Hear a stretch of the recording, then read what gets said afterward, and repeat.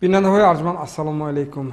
در سیمای مستقل یکم چون همیشگی شام سه شنبه برنامه نوبتی مصاحبه مهمان خانه‌های شماست و این شام در صحبت ما استاد حقوق شناسی ما استاد دانشگاه دولتی حقوق بیزنس و سیاست تاجیکستان نامزد علم‌های حقوق شناسی پروفسور سمت شریفویچ بالتیف اشتراک دارند. استاد شما خوش آمدید میگویم. بیننده‌های ارجمند صحبت ما این شام اطراف موضوع اقتصادات جریان میگیرد و من میخواستم آغاز سخن از آن باشد که سنه 15 اکتبر در پایتخت کشورمان شهر دوشنبه با اشتراک اساسگزار صلح و وحدت ملی پیشوای معظم ملت پرزیدنت جمهوری تاجیکستان محترم امام علی رحمان فورومی بین المللی صاحبکاری 2018 برگزار گردید و در آن پرزیدنت کشور وابسته به آینده اقتصادات کشور اندیشه های خود را بیان داشتند. من میخواستم اینجا یک چند نکته ها را از آن اینجا آورده باشم. از جمله در مورد اینوستیسیه یا خود سرمایه گذاری بیان داشتند که با واسطه راه اندازی همکاری متقابلا سودمند با سرمایه گذاران داخلی و خارجی در 5 سال اخیر برای به اقتصادات کشور جلب گردیدن بیش از 5 میلیارد دلار آمریکایی سرمایه گذاری خارجی از جمله قریب 2 میلیارد دلار آمریکایی سرمایه مستقیم مساعدت نمود و چون استاد گفتیم که دوام 5 سال اخیر واقعا این به اقتصادات کشور جلب شدنی زیاد از 2 میلیارد دلار سرمایه مستقیم این دلیل آن است که توجه هست، بازار هست، آموخته شده است و من چون شما نفری متخصص ساحه حقوق که هستید آغاز سوال من در مورد آنه که این توجه در پایه تکمیل آن زمینه‌های حقوقی که مثلا با مرور زمان یعنی شرایط فراهم آورده شد که با تهیه قانونگذاری هایی که بخش اقتصادات را تنظیم میکند ما به این دستاوردها نائل شدیم. البته عموما درباره صاحبکاری وقتی که سخن میرود پیش از همه من تاکید کردم میخواهم که این دستاورد استقلالیت است. برای تاجیکستان امروزی ما مناسبت هایی که از صاحبکاری برمی آیند آنها نه فقط برای مردم، برای دولت هم، برای مقامات های دولتی هم، حتی برای معنویات مردم، شعورناکی مردم هم همه نو هستند. برای همین هم ما عادتا درباره رشد اقتصادیات و از آن جمله صاحبکاری از سال 2000 ابتدا میگیریم تا سال 2000 نه قانونبران نه خود مقامات های حاکمیت دولتی درست عصب گیرودارهایی که موجود بودن همچون عاقبت و روند جنگ های شهروندی درست توجه کردن نتوانستند. خصوصا که از سال 2000 وقتی که مقامات قانونبران ما کسبی شد و دائم و عمل کننده شد دایره خیلی وسیع متخصصان را به کار دائمی جلب کردند غیر از وکیلان خلق و در نتیجه صفت صنعت های معیاری حقوقی خیلی بلند شد و دیر زکک در آمده گپ همین خیلی یک یادآور شدم میخواهم که در دانشگاه ما 18 19 همین اکتبر دایر به رشد صاحبکاری در زمان معاصر معماها و راههای حل آن یک کنفرانسی جمهوریوی نظریوی عملی تشکیل شد و در آنجا بسیار عالمان از آنجا من هم برآمد داشتم و درباره راه‌های انکشاف قانونگذاری جمهوری تاجیکستان در سایه صاحبکاری یک معروضه کردم. گپ در سر آن است که اگر ما همین قانونگذاری را بینیم برای دقت جلب کننده شدن تاجیکستان همچون ابیکت سرمایه گذاری این عامل اساسی حساب می شود. هر یک سرمایه گذاری که می خواهد سرمایه خودش را وارد کند و پیش از همه از کارشناسان خواهش می کند که یک قانونگذاری عمل کننده را تحلیل کرده ایستاده با او مصلحت دهند که امکانیت فایده به دست آوردن و آن رو گرفتن از خارج استفاده می شود یا نه؟ یعنی البته هر یک سرمایه‌گذار از منافع اقتصادی خودش فکر می‌کنه. البته همین کدام سرمایه گذاری نباشد. شما در اینجا عموما سرمایه گذاری با سرمایه گذاری مستقیم گفتید. سرمایه گذاری غیر مستقیم آنها با شکل‌های گوناگونی قرض‌های امتیازناک، گرانت‌های مالیوی، عموما برای دستگیری تشکیلات‌های گوناگون همین هم یعنی ما درباره عموما سرمایه گذاری گویم اگر به بودجت دولتی جمهوری تاجیکستان از بیرون از خارج وارد شده مبلغ را میگوییم. اگر مستقیمش را گوییم به واسطه برای همون پیشبرد فعالیت صاحبکاری ما در نظر داریم. برای همین خودش این 2 میلیارد دلار برای تاجیکستان این خیلی مبلغی کلان است. باعث تذکر است که در همین حاضر وقتا آخر ما همین هر یک 5 سال نقشه و اجرای نقشه را سنجیده تحلیل کرده ایستادیم. همین 5 سال پیشتر تاجیکستان در همون ریتینگی مملکت‌های ابیکت سرمایه گذاری جای 159 را اشغال میکرد. امروز 126 شد. این علاقه خیلی پیشروی است. فضا گویم ساخته شده البته همون از همه اساسیش باید که همین سرمایه گذار همین از روی همون نشان دهنده ها یا چینک هایی که برای سرمایه گذاری معین میکنن از روی همون باید که اعتماد نوکی کفالت نوکی مثال همین موقع خودش رو حس کرده توانند. برای همین هم خیلی البته در اینجا معماها بسیار هستند. شاید در دوام صحبت باز به این معماها ما برمیگردیم. لیکن من همون روزی گویا که تاریخی روز صاحبکاران روز 15 همون روز فورم بین المللی تشکیل شدنش این خیلی یک رمزی است که علاقه همون مهمانانی که در صحنه برآمده شدگی بودن همه علاقه تا یک درجه نشان میدهد که تا کدام سطح همین درجه دقت جلب کننده بود این تاجیکستان برای سرمایه گذاری بلند شده است. بله خودی عنوان فورم هم رشد صاحبکاری و سرمایه گذاری و روندهای معاصر اقتصادی خوب امروز در جهان روندهای معاصر اقتصادی گفتیم که واقعا هم در تفکر ذهنی آدمان مثلا بگوییم تاثیرگذار است. مثلا چون ما گفتیم در مورد امروز در حالی که تکنیک و تکنولوژی های معاصر امروز به میلان رشد دارند واقعا هم در یک سرعت کیهانی و مثلا با اون معاشرت کرده توانستن و اون رو استفاده برده توانستن و از آن منفعت گرفتن هم مثلا زمان میگفتن 10 سال پیش وای با واسطه اینترنت پول کار میکرده است گویان و فکر میکردن که این با واسطه اینترنت چقدر پول کار میکرده است. مثلا امروز علاقه واقعا هم از گویم ریسورس های اینترنتی علاقه امکانات هست که گویم برنامه ها تهیه کرده شده اون رو مثلا به فروش گذاشته از اون مثلا منفعت بیند گذاشته. از این امروز که در مردم مثلا تفکر اقتصادی رشد میکند علاقه همین گویم زمینه گذار میشود که دیگر گویم تکنولوژی ها ترقی کند که مثلا اون برای استفاده مردم خدمت کند. دوستان من میخواستم در ادامه صحبت اونجا یک نکته رفت که پیشوای ملت گفتن که در استراتژی ملی رشد جمهوری تاجیکستان برای دوره تا سال 2030 گذریش از اقتصادات اگراری و صنعتی به صنعتی و اگراری هدف اساسی و شکل فعالیت اقتصادی ملی در دورنما انتخاب شده است گفتن. من می‌خواستم همین نکته رو برای بیننده ها شرح میدادید که مثلا پیشتر اقتصادات اگراری و صنعتی بود. امروز و گویم استراتژی رشدی ملی رشد تا 2030 گویم علاقه گفتند که صنعتی و اگراری یعنی صنعتی پیش گذاشته شده است. من می‌خواستم همین دو مضمون رو شرح میدادید.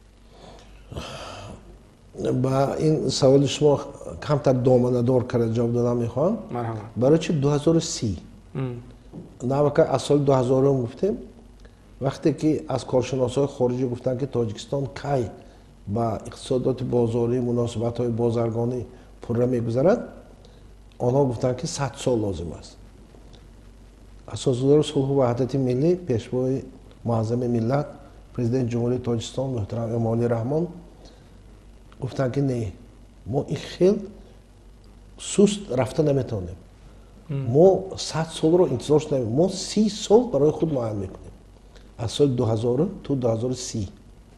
برای همین هم این یک نقشه همین استراتژی که قبول کرده شده است و در بعضی موردها خصلتی همین یک تکان دادن خود شوک تراپی برین بعضی مسئله رو مجبوران زوران مناسبت های جمعیت رو پیش تیله کردن می شود نه انگیزاندن چون خود تفکر مردم از همون انهای دوره شوروی باقی ماندگیش نسل کلانسال و میانسال حالا هم همچون اینرسیا گویا که دوام همون عملبری رفته ایستاده است. برای همین هم خاطرتان باشد اگر ما از در دوره شوروی به همه جمهوری های آسیای مرکزی همین خیلی یک موقع داشته بود که شما اشیای خام را پیشنهاد کنید صنعت در دیگر منطقه های دولت می شود. انا از همین نقطه نظر که گویا که تاجیکستان هم در قطار دیگر مملکت های آسیای مرکزی خودی برای اشیای خام استحصال کننده بود. برای این توجه اگراری بود. برای همین هم حاضر هم از همین حدود اهالی تاجیکستان اگر گیریم اگر قریب 70% مردم تاجیکستان در دهات زندگی میکنند. در شهر کمتر است. ما این رو باید که به نظر گیریم تا اون دمی که اگر همین فرق دهات و شهر کم نشود تا اون وقتی که همین صنعت مناسبت های استحصالاتی کشاورزی به صنعتی نزدیک نشود همین تفکر مردم هم خیلی سست می رود. این یک مسئله خیلی دامنه‌داری است گوناگون جبهه است.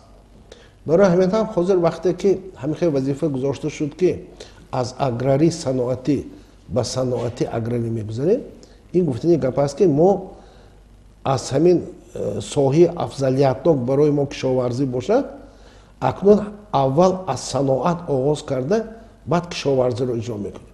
یعنی که همون ساحه های صنعت که تأمین کننده کشاورزی هستند تکنیک مثلا نوری های مینرالی یا که مسئله های بعضی اینفراستруکتور ها رو تأمین میکرد قبر ها و دیگر چیزهایی که همش ما امیدوار خارجه از دیگر جا واردات کننده بودیم انا همین ها رو ما در نتیجه تشکیل کردن استحصالات مال های واردات عوض کننده صنعت رو پیش میگیریم. مقصد از همین عبارت است. البته برای این برای دولت خیلی مرکب است چون که جلب کردن سرمایه گذاری محض به همین تمایلات صورت میگیرد. اکنون برای ما لازم است که همین با چند صنعت های معیاری حقوقی قبول کردن محض برای استحصالات صنعتی با تجهیزات تکنولوژی نو تامین شده امتیاز افضلیت ها دادن محض همین را در نظر داشت که صنعت را ما باید که رشد دهیم پیشتر می رود. البته وقتی که در تناسب همین کشاورزی و صنعت وقتی که گام میزنیم هویت ملی ما بیشتر به همون دهات مایل میکنند چون که در آغاز گفتید البته و زمینه دارد زمینه تاریخی دارد زمینه اقتصادی مولوی ما حاضر در طول همین اگر از سال 2000 سر کنیم اگر در طول 18 سال حاضر قریب حالی با آخر میرسیدگی این قدر حاضر امکانیت هایی که پیدا شدن از آن واسطه اخبار عموم ما با خبر میشیم که همین قدر کارخانه های نو به نو صنعتی الان در جای دهات تشکیل شده ایستادن این اشاره محض برای همین است. حتی منطقه های صنعتی در پایتخت به قریب من در شهر دوشنبه کشادگی شد همون ساحه های اگر بینید اگر ما باید که همین با ساحه کشاورزی علاقمند کنیم. اینجا یک گپی خیلی بحث برای چی میگن ما فقط با همین کشاورزی محدود کرده ایستادیم. گپ در سر در تمام دنیا تقسیمات مهنت شده است. در همون بازار تقسیمات مهنت ما موقع خودمون رو اشغال کرده میتوانیم یا نه اول امکانیت های پتانسیلی خود رو آماده ساخته سنجیده بعد پیش بردن ما لازم نباشد. اگر در دیگر مسئله ها اگر ما هست کوشش ها فرض کردیم که корхонаи муштарак оиди сохтани автомашинаҳо бо Туркия. Лекин аҳамият додига бошад вай бештар барои талаботи худамо. Чунки дар ҳамсоягӣ шояд ҳамон автомашинаҳоро бо нархи арзонтар ё ки сифати баландтар созад, чунки онҳо таҷриба доранд. Барои мо бояд ки ҳаминро ба назар гирем ки сармоягузории мо умуман самаранок бошад. Чунки умуман соҳибкорӣ дар истеҳсолот хеле намуди вазнинтарин аст. Чунки дар савдо ҳамин гардиши мол пул тез сурат мегирад. Дар хизматрасонӣ камтар аз ин дарозтар. Лекин дар истеҳсолот одатан ҳамин мутахассисон коршиносон мегӯянд ки ҳамин дар давоми то 5 сол вай фақат ҳамин даромади ба даст омадагиаш барои рӯйпӯш кардани хароҷотҳои пештар шудагӣ равона карда мешавад. Дар бораи гирифтани фоида сурат намегирад. Аз соҳибкорони мо оё ин хел хоҳишу ин хел имконият дорад? Ҳаминҳоро мо бояд албатта ба назар гирем. Хурсандибахш аст ки масалан коргоҳҳои муштарак фаъолият карда ҳам дар таъмини бозори дохилӣ ва ҳам барои содирот аллакай нақши муҳимро гузошта истодаанд. Ҳамчунин дар самти масалан аграрӣ. Масалан ман ҳамин сол дар ноҳияи гӯем Носири Хисрао пештари Бешкент ки онҷо масалан дар фасли тобистон гармӣ ҳудуди хеле баланд мешавад. Ва онҷо аз зиндагиномаи як нафар гӯем кишоварз соҳибкор кишоварз нақл кардем ҷавон ду ҷавон гӯем хатм кардии донишгирии ба номи Носири Хисрави шаҳри Бохтар омаданд дар зодгоҳи худашон ҳамин кори деҳқонӣ 5 гектар замин 25 гектар замин гирифте аз он ҷумла 50 сотиқи он қулфинай кишт карданд. Ва мегӯянд ки вақти суҳбат бовар кунед мо ҳамина таваккал гуфтем ки қулфинай дар ҳамин ҷо мерояд ё не. Медонед мо чанд пул фоида кардем? Ҳудуди қариб 50,000 сомонӣ мо фоида кардем аз ҳамин 50 сотиқ қулфинай. Рости барои ман бисёр аҷоибам буд. Барои он ки 3000 сомонӣ ба кӯчат хариданд, 10,000 сомонӣ ба 50,000 сомонӣ фоида ба даст оварданд. Яъне 40,000 сомонӣ фоидаи соф. Хуб баҷуз он ки масалан меҳнат кардан меҳнат дошт. Яъне аллакай он ҷавонҳо ана қисмате ки пеши мо ки масалан тоифаи масалан биён сол ҳанӯзам аз андешаҳое ки масалан инертӣ ҳаст ки масалан иқтисодоти нақшавӣ бояд гӯем ҳамин хел. Яъне аллакай насли ҷавон имрӯз роҳҳои нав ҷустуҷӯ мекунад, муносибатҳои нав мехоҳад. Гӯем роҳҳои навро пайдо карда дар ҳамон кор мехоҳад таҷрибаашро пурқувват кунад. Ҳатто он ҳамон қулфинайро таваккал кишт карда мегӯяд ки акнун соли оянда ман дар 3 гектар кишт мекунам. Бозам дар сар андеша дорад мегӯяд ки ба ҳар сурат ин деҳқонӣ аст. Ман медонам ки масалан деҳқонӣ соле мешавад соли намешавад. Ба мисоли он ки масалан ман имсол аз тарбузу харбузии худ чизе фоида нагирифтам.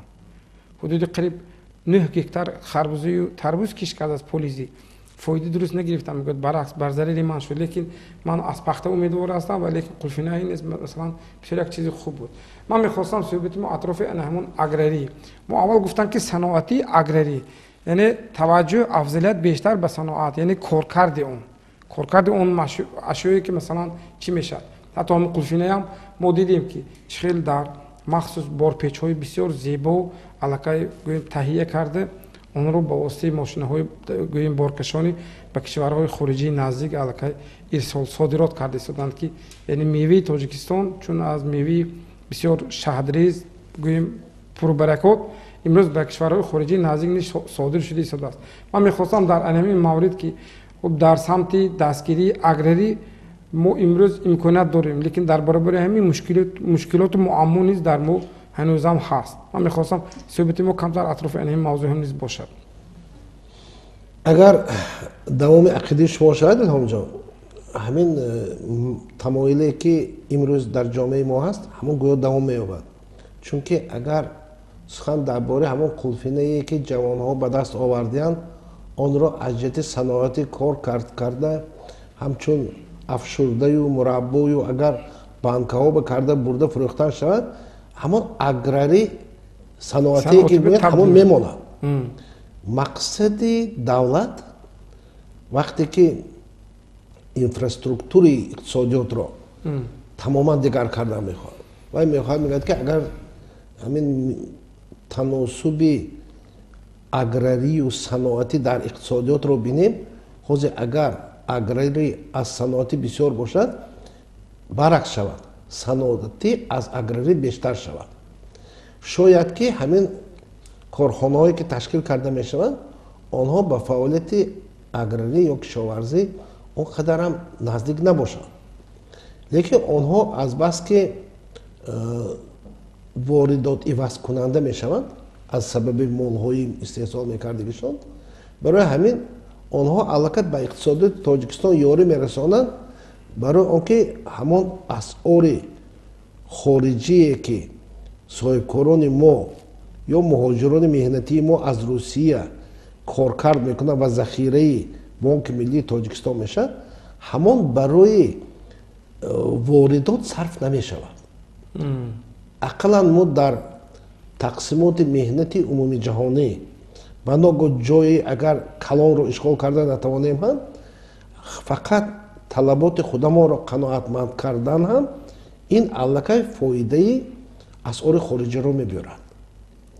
ғайр аз ин вақте ки дар бораи ҳамин саноатӣ мегӯем, мо дар назар дорем ки саноатам саноати ҳар хел аст.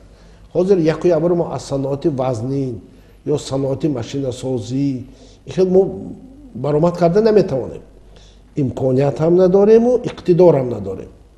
лекин ана ҳамин сол соли ҳунармандии мардумӣ гуфта эълон кардагӣ ва якбора барои 106 намуди соҳибкорӣ ки ба ҳунармандии мардумӣ асос ёфтааст, имтиёз бепатенту спорни андоз фаъолият кардан дода шудааст. ин таваҷҷӯҳ барои чи аст?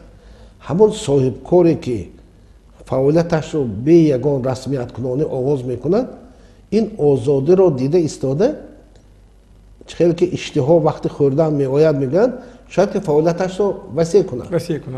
ва ҳамон ҳунармандии мардумӣ асосаш аз қадами аввали як соҳибкор инфироди оғоз шуда то корхонаҳои алоҳида шавад. воқеан ҳамин хелам ҳаст. аллакай ман ҳамин соли 2018 ба охир нарасида баъзе соҳибкороне ки оғоз карда буданд, аввал худашон ҳамчун соҳибкори якка бе корманди кироя фаъолият карда буданд, аллакай диданд ки ҳамон аз чи андоз озод шудан маблағи муайян барои онҳо пасандоз шуда истодааст, имконияти молиявишон баланд шуда истодааст ва фаъолиятшон васеъ карданд. ва минбаъд албатта худашон омада мегӯянд ки не акун ман расмӣ мекунонам, аз қайди давлатиам мегузарам, андозам месупорам, барои ки фаъолияти ман аз дараҷаи ҳамон қадами аввалин гузаштам боло. яъне ман гуфтанӣ ки анамин ояндаи саноатии мо дар васеъ кардан ва инкишоф додани ҳунармандии мардумӣ ҳам ҳаст. он чизе ки аз худи мо вобаста. ва ҳеҷ кас моро нагуфтааст ки мисол маҳз саноат гуфта саноати бисёр дигар барои мо хос набудагиро шавад. баъд ҳам қисми дуюми ҳамон эълони соли 2018 сайёҳӣ, яъне мо ҳамин саноати маҳаллӣ буд. хотиратон бошад агар дар давраи шӯравӣ ҳам ҳатто ҳамин намуди саноатро алоҳида ҳисоб мекардем, бигузор ҳамин саноати маҳаллӣ шавад, бигузор ҳамин саноати маҳаллӣ ба ҳунармандӣ асос ёфта бошад ва бигузор маҳсули фаъолияти онҳо барои сайёҳон нигаронда шуда бошад. ҳатто як маҳсулотҳое ҳастанд ки дар иқтисодиёт ғайристандартӣ мегӯянд. агар стандарт гӯем ҳозир мо меъёрҳои стандартӣ дар замони муосир барои он ки дар ҳамон бозори умумиҷаҳонӣ мавқеъ пайдо кунем, стандартҳои байналмиллиро мо риоя кардамо лозим. лекин барои мо душвор. агар ҳамин душворӣ бошад, мо агар баръакс молҳои ғайристандартӣ баронем, яъне стандарташ фақат аз худи мо вобаста. ана ҳамон чӣ гӯем маҳсули ҳунармандон, оно чӣ хеле ки эксклюзив мегӯянд, ҳар якташ алоҳида, такрорнашаванда ва шояд аз ҳамин нуқтаи назар боз таваҷҷӯҳи сайёҳон ба ин намуди маҳсулоти саноати маҳаллии мо боз бештар шавад. ташаккури зиёд устод. ва дар анҷоми барнома ман мехостам, чун сухана аз рушди гӯем соҳибкорӣ оғоз кардем, аз таваҷҷӯҳи роҳбарияти давлат ва ҳукумати ҷумҳурии Тоҷикистон, махсусан президенти ҷумҳурии Тоҷикистон муҳтарам Эмомалӣ Раҳмон ба самти дастгирии соҳибкорӣ گفتیم که مثلا سال 2018 سال رشد سیاحی و هنرهای مردمی اعلان شدنش این یک زمینه‌های باید گذارد که تنها 2018 به جنبست نمیشه، چون زمینه استوار گذاشته شود که برای سالهای من بعد البته این سوها رشد کند. البته ما دیده ایستادیم که واقعا این دستگیری، این توجه دولت رو چگونه مثلا صاحبکاران وطنی این به خوبی و خوشی استقبال نموده. علاقه گشاده شدن بسیار کارخانه‌های صنعتی، حتی کارگاه‌های خرد استحصالی، لیکن این هم بهره از امکانیت است. شرایط شد، امکانیت شد، گشاده شد. استاد در انجام صحبت من می‌خواستم صحبت امروزی ما رو یک اندازه نتیجه گیری می‌کردیم که من در این سمت امروز در برابری اون که شرایط هست باز کدام کارها رو میباید که مثلا ما به سامان رسانیم، حتی در سمت واسطه اخبار عامه که مثلا امروز انا همین اندیشه ها رو، انا همین برنامه‌های دولتی رو تا به استعمال کننده، تا به اون نفری که مثلا به واسطه با این موضوع کار میکند برده رسانیدنش. من میخواستم چند سخن گفتید. من در اول صحبت یک اشاره کردم به معماهایی که در رشد صاحبکاری هست و ما در کنفرانسیمون شده گذشته که در دانشگاه کوشش کردیم که یک اظهار عقیده نموده سهم نظر از خود را گذاریم، ولی صحبت امروزی ما بیشتر مرا همچون اقتصاددان معرفی کرد در نزد تماشابینان. من در آخر همچون شناس جنبست کردم میخواستم، چون که کدام مسئله که در جامعه، در مناسبت های جمعیتی، در مناسبت دولت و جمعیت موجود نباشد، اون زمینه حقوقی دارد. پیش از آن که این یا اون مسئله در بر رشدش ما گپ زنیم، باید که وای زمینه حقوق را آماده سازیم که وای با این رشد همه فعالیت عین حال در بر صاحبکاری مساعدت کرده توانند. همین چند مراتبه در کارهای علمی خودم یا برآمدهای خودم تاکید میکنم که قانونگذاری که فعالیت صاحبکاری را تنظیم میکند یک خصوصیت های به خود خاص دارد. آن خیلی و خیلی چی گویم دامنه‌دار است.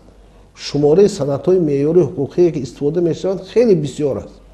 معمای اساسی به نظر من همچون خوشناس میرسد، معمای اساسی رشد صاحبکاری ما این استواری و منتظمی معیارهای حقوقی که صاحبکار را به تنظیم می‌دارد. و از همه اساسیش البته هر یک شخص منصبدار، هر یک راهبری که در موقع خودش فعالیت میکند و باید که از منفعت‌های ادارویش بیرون آمده تمام جامعه را، منفعت‌های دولت را همش را در نظر گیرد. اون وقت به فکرم ما برای رشد صاحبکاری در جامعه و اون مقصدهای استراتژیکی که پیشوای معظم ملت محترم امام رحمان در نزد ما گذاشتند میرسیم. تشکر زیاد. تشکر. بیننده‌های ارجمند، در صحبت ما استاد حقوقشناس ما سماج شریف‌پوش بولتویف بودند و صحبت ما بابت رشد صاحبکاری و دورنمای آن بود. در همینجا فرصتی برنامه ما به پایان میرسد. خیر تا برنامه نوبتی خانه آباد و سربلند باشید.